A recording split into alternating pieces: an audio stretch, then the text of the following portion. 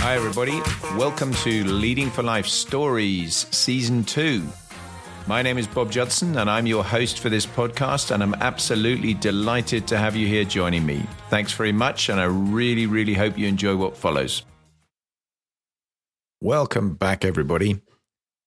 Well, on episode 55, which was the last of my personal stories episodes, I talked about the fact that I've been nominated to be the station commander of Coningsby to build up the Typhoon force. And so the tour finished that I was on at High Wycombe, and along the way I had to do various preparatory courses and things, but nothing like what I would normally have done to get me to a place where I was taking over as a station commander, because of course, we didn't have a Typhoon force at that point. We were building it. We still only had our limited number of aircraft doing the development work alongside the industry world at Wharton. And so it was a very unusual start to a flying command tour of a station, where normally you'd have spent months of preparation going and learning to refresh on the aircraft type you were going to fly, and or doing the full conversion unit if it was an airplane you hadn't flown before, etc. But we didn't have a conversion unit. So we didn't have any of that kind of thing that I could do. And so I basically just launched in on the back of a few administrative little courses and some preparatory briefings. And on the 26th of November, 2004, I arrived at RAF Coningsby to begin what was, without any shadow of a doubt, the most amazing job in my Air Force career, certainly to that point. Just an extraordinary opportunity. This Personal Stories podcast is the first of what I think will be several, because there's frankly so much that I want to talk about, just because I think you'll find it interesting about the station commander role, what we were doing at Coningsby at that time, the nature of the things that were going on away from the Typhoon force, the Typhoon force build up itself, flying on the Battle of Britain Memorial flight, you name it. There are just an absolute ton of things to talk about. So it's way more than a single episode of the podcast. And I'll capture that over various personal stories coming up. And just as importantly, of course, this was by a mile the biggest leadership role I'd ever had. I'd suddenly moved into a place where I'm running a whole station with a whole series of different squadrons of varying different types, and I'll get to that in a while, and a huge collection of people who were supporting all of that. So the engineering world, the air traffic control world, the administration side of life, the medical side, the physical education, and all of the support elements that went into running a major RAF unit. So that was a big deal. And suddenly this is kind of my train set. I am the commanding officer of Royal Air Force Coningsby. A huge privilege when you look at the history of many of the RAF stations around. Coningsby has an illustrious one. And to be on the list of station commanders that have commanded that great base is a privilege that I will never, ever forget, and will never be dimmed, if you like, in my memory. It was an extraordinary role. But let's begin at the beginning. So 26th of November, starting to arrive, had a handover with my predecessor, Mark Swan, who, as I mentioned in the previous Personal Stories episode, I felt very sorry for him in some ways. He'd had a great time. He thoroughly enjoyed himself, but he'd also been in a position where he was hoping to have the Typhoon on the base and a lot of other aircraft doing things on the base, and he actually hadn't been able to do that. He'd been able to fly on the Battle of Britain Memorial flight because that was obviously still there. He'd been able to do some flying in the Typhoon in the back seat, but it wasn't where he was expecting it to be. And clearly it wasn't quite where I was expecting it to be when I got there either, because we were still in a position where the Typhoon force wasn't there. We hadn't built any squadrons as yet. We just had the operational evaluation unit and a limited number of aircraft still up at BAE Systems Wharton, up near Preston. And so we're at the back end of a major infrastructure uplift to the base. I mean, any time that the RAF puts a new aircraft onto a base, generally there's some specialist infrastructure required, and it's also an opportunity to refresh and revitalize quite a lot of the other infrastructure as well. So we had done that, and we were coming towards the end of that build, and the station looked radically different to the way it had looked only a few short years before that. We still had air defense quick reaction alert there, so the Tornado F3 was there still providing Southern Quick Reaction Alert, but the squadrons had gone. So they were based out of RAF Lucas now instead of being down at Coningsby themselves. And that was obviously the operational teeth end of it, but I wasn't actively involved so much in what they were doing because I wasn't obviously an F3 pilot, so I'd never had much to do with it. Fascinating to go and see how the whole quick reaction alert system worked, though. And again, I'll come back and talk more about that. We had the Battle Brit Memorial Flight. We had a thing called the Fast Jet and Weapons Operational Evaluation Unit as well, which was an amalgam of various other smaller units that had brought together under a single squadron, number 41 Reserve Squadron, as it was badged by then former Jaguar Squadron, obviously in its previous guise, but now a Reserve Squadron looking after the Tornado F3, the Tornado GR4, the Harrier, and all the workup and development for them was going on that unit. That didn't work for me directly, and this was another thing that was a feature of this particular tour. There were some things where they were lodger units, as it's called on the base. So they didn't come under my direct command from a point of view of what they actually did operationally, although obviously they still worked for me in terms of administrative side, and they relied very heavily on us for all the base support and everything else that went there. So it started to introduce a level of complexity that hitherto I'd never had to deal with. I'd up to that point commanded up to an RAF squadron, which was a singular unit. Now I had a multitude of those about to appear on the unit I was commanding, and as I say, all the support structure around it. So that changed the perspective immediately. And just in the handover, you started to get a bit of a sense of the scale, scope, and challenge of all of that in terms of some of the things that you knew were going to go really well, that were already quite mature and were working really effectively. Other things that you looked at and immediately took a bit of a view of, okay, well, I might come back to that in a while and have another look because I'm not completely happy that's where I want it to be. And first impressions count. And I think it's the first thing I'd say from a leadership point of view in this, that I really learned in this tour, probably more than almost any other, certainly up to that point, that going around and visiting organizations within my command structure, if you like, enabled me very quickly to get first impressions of how are these organizations working? How efficient are they? How well are they being led? What's the morale of the people like? What's the kind of state of the infrastructure they're working in? All those sorts of things were entering my view on a daily basis. And it was very apparent to me that although the age-old advice is don't walk into a new organization and start changing everything on day one, the reality is that there were things that I knew pretty much straight away I would need to keep a close eye on, and other things I could kind of take my foot off the gas and just let them run because they were going to be fine. And the people mattered enormously in that as well, from the executive team that I had working for me, the wing commanders who were underneath me for all of the main functions of the base, down through all of the officer structure, but also then into the senior non-commissioned cadre, and foremost amongst those, the warrant officers, the top of the non-commissioned officer ranks, who are absolute linchpins in terms of making any part of the organization run efficiently. They're often big continuity players. They've been in the service a very long time. They've often been on those units a long time. And getting them into the right space with me was a really early thing that I wanted to make sure I did, so that we had a good understanding and a good approach in terms of them being able to bring things to my attention, and equally me being able to impart where I was going with some vision and some inspiration. So I think the tip I would offer for anybody that's in any kind of leadership role is when you first arrive, you'll walk around and you'll look at things that you'll go, I don't really like that, or I'm not really sure about that.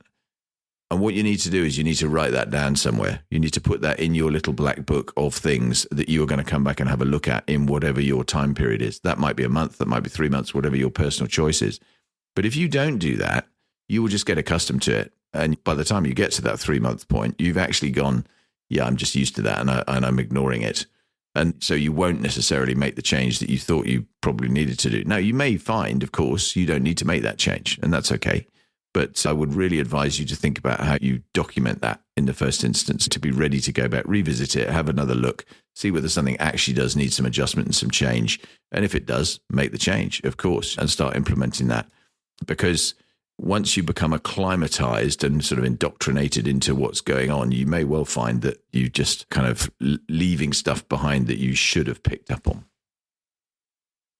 So that's the first thing. I think the The second thing is be patient. Look at the people. Start assessing the people very early on and take a view of the ones that you immediately feel very comfortable with. You may well be lucky. You may be in a position where you're working with a load of people you've worked with a lot before and you know them really well already. You may, as in my case at Coningsby, be inheriting quite a new organization where, sure, I knew some of them and there's some of them knew me, but to be honest, not that many. I mean, there are a vast majority of people who are completely new.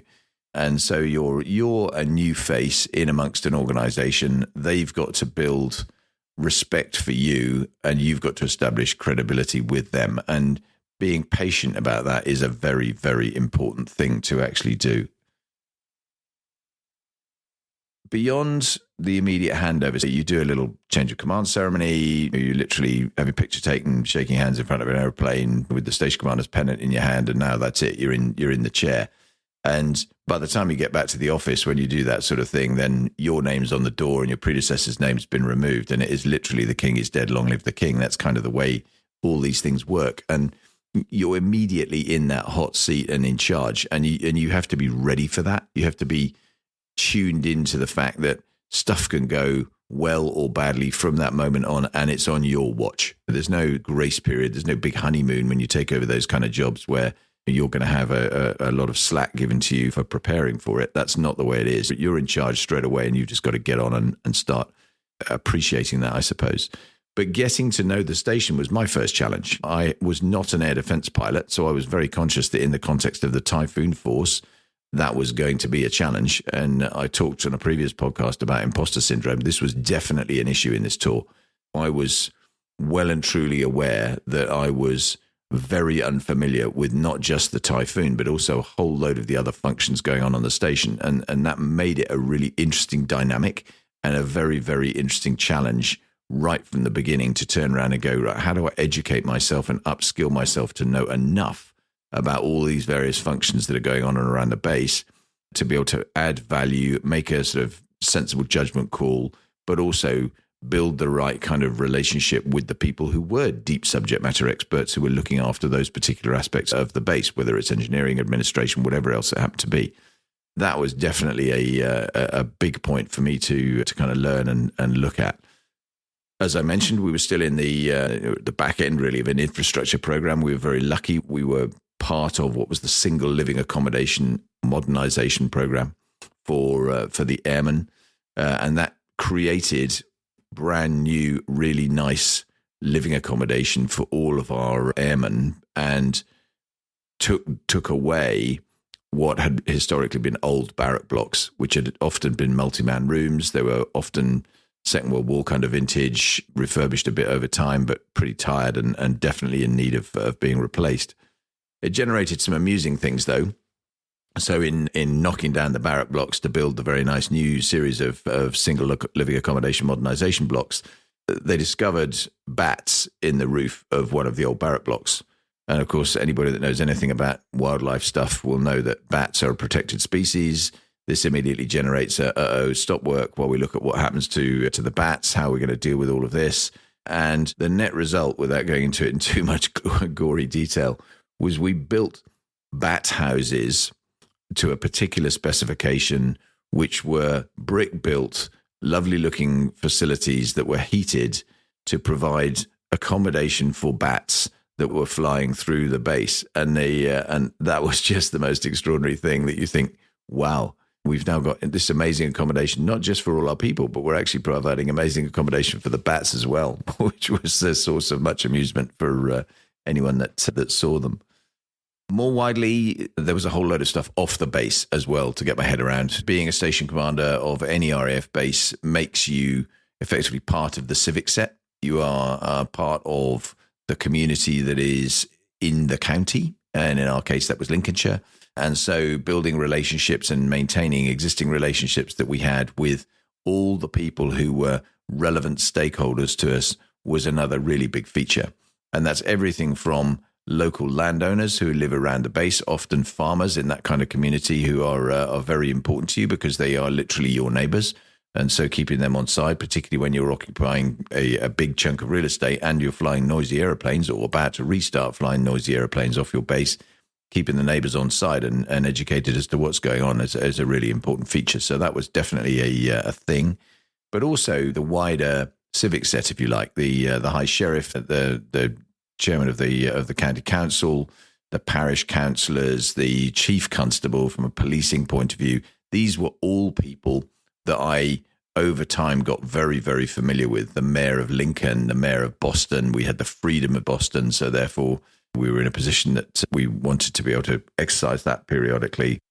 It was really enjoyable, but it was also just a kind of another thing that you look at the diary, and the diary was just filling up with stuff that involved going and doing things off the base as well as on the base. So that was another really key early thing to feature on on my radar, was a discussion with my personal assistant who lived outside my office, and making sure that the calendar didn't get unmanageable all the time from day one, and it was kind of irrecoverable. Because if you did just accept everything, do everything, and take every opportunity that was thrown your way, then it would have been completely and utterly unmanageable to carry on.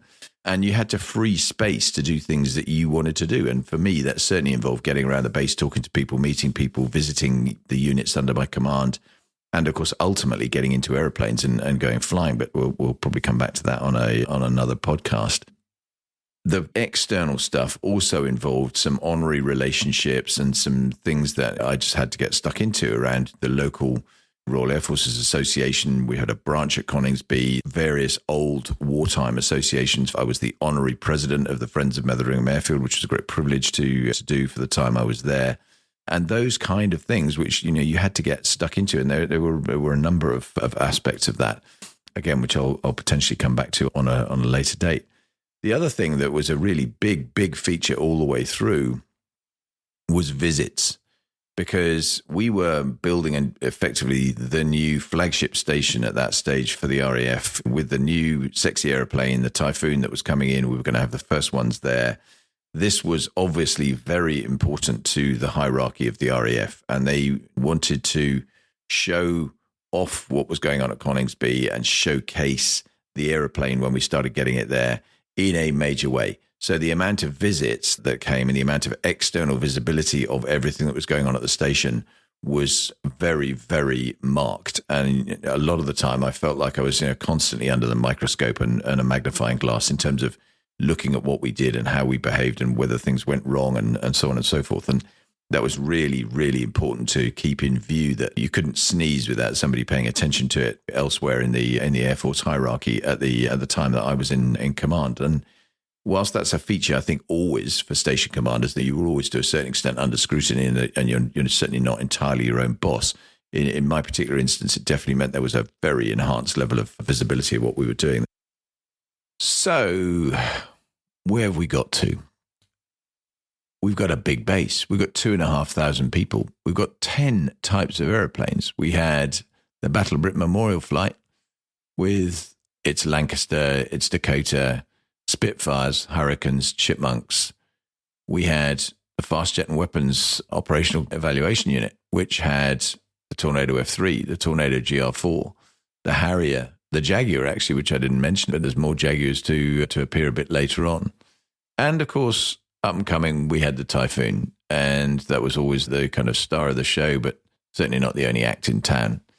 So within all of that, I was then trying to, very early on, get my head around what difference can I make?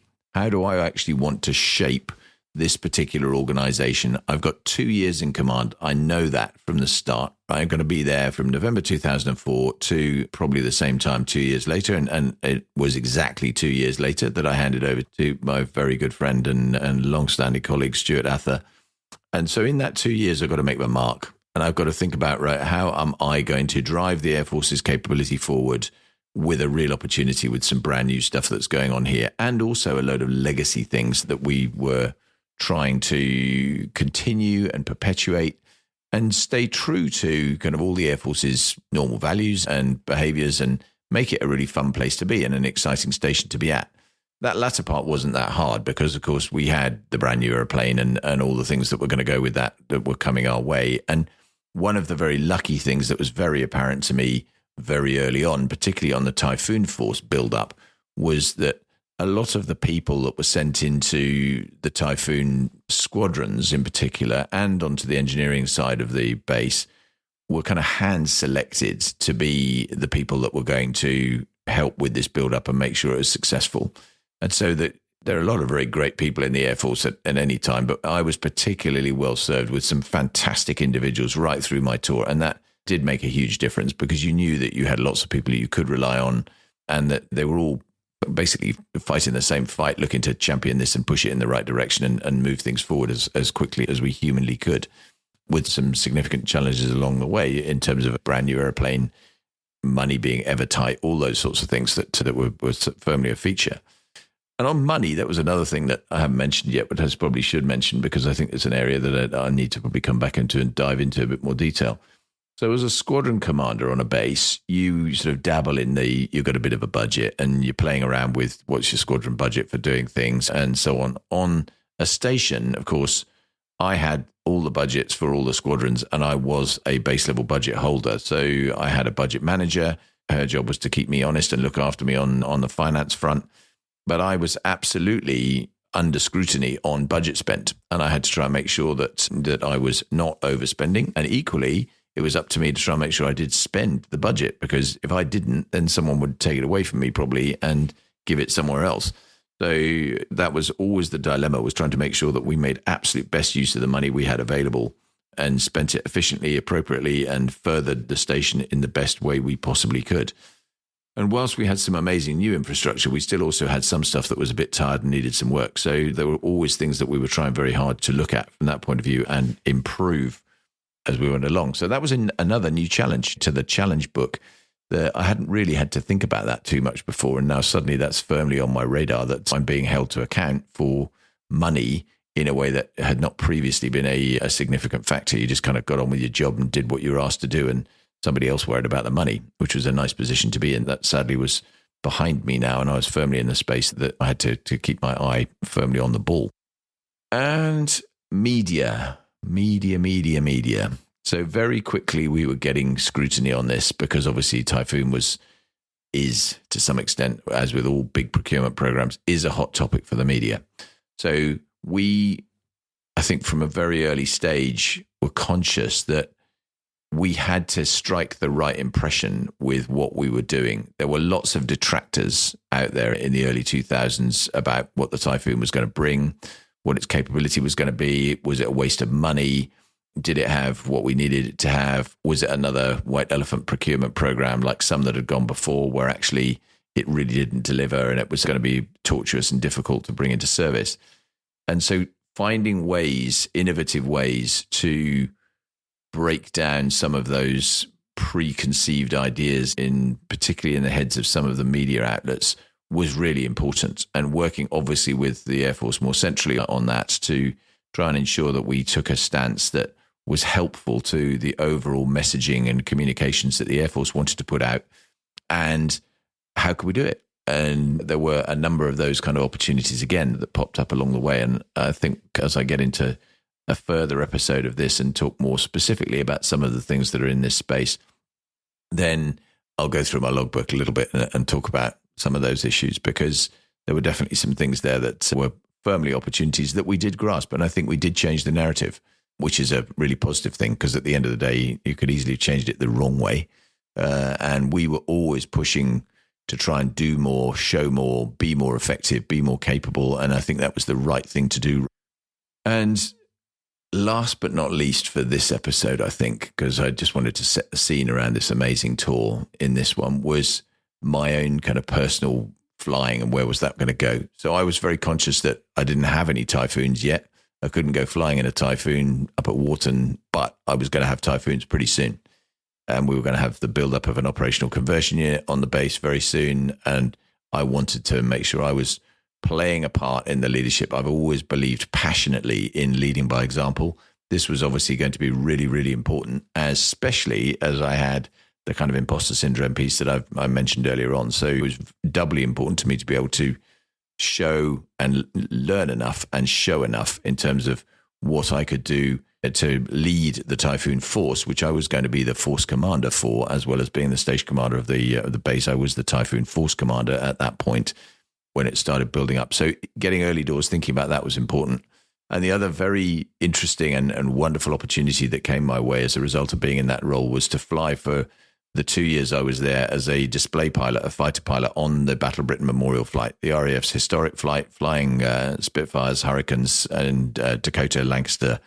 And that's not something you just jump in and do. But obviously, these are old, very, very precious airplanes. And this is an episode probably all in its own right in terms of the detail of it. But starting to think about how I was going to fit that into my schedule, how I was going to get the workup flying done and be ready to jump in and operate at the beginning of the next display season in the spring of 2005. That was a very quick and important thing to get kind of my head around and get some planning in place for how much flying I was going to do. The wonderful thing about it was we had 2 Chipmunk trainer aircraft that we used to use for the workup flying and also for currency flying because we didn't get as much time as we'd ideally like in the old historic airplanes. And the Chipmunk was a great airplane for me just to be able to go and decompress once I had my hand in with it and was able to fly it really easily. It was just a wonderful airplane to go on a Friday afternoon or any other time really when I had an opportunity just to go and get myself airborne and declutter my head a little bit and just have some fun recognizing the joy of flying airplanes again. And it was wonderful from that point of view.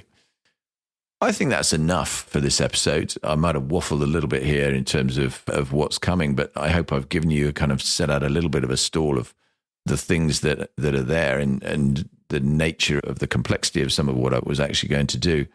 And I'm certainly going to talk more about a lot of those, as well as some other kind of special events that happened during the tour when I get into some subsequent episodes about this, because this was the job of a lifetime, no question about it. An incredible privilege to be a station commander of any station, but to be the first station commander with a brand new airplane and build up that capability was just a prize beyond measure, really. And alongside all of the other immense privileges that went with it and the fact that you had so many people who are looking to you for leadership, it was just incredible. It was a wonderful, wonderful opportunity. So much, much more to come as I talk about some of those specific episodes interspersed, obviously, with my normal guests and themes. So I hope you enjoyed this. My intention was to whet your appetite a little bit. If I've done that, great. If I've put you off, that's a bad thing. But all feedback welcome as always. And thanks ever so much for listening. Take care. See you soon. Bye.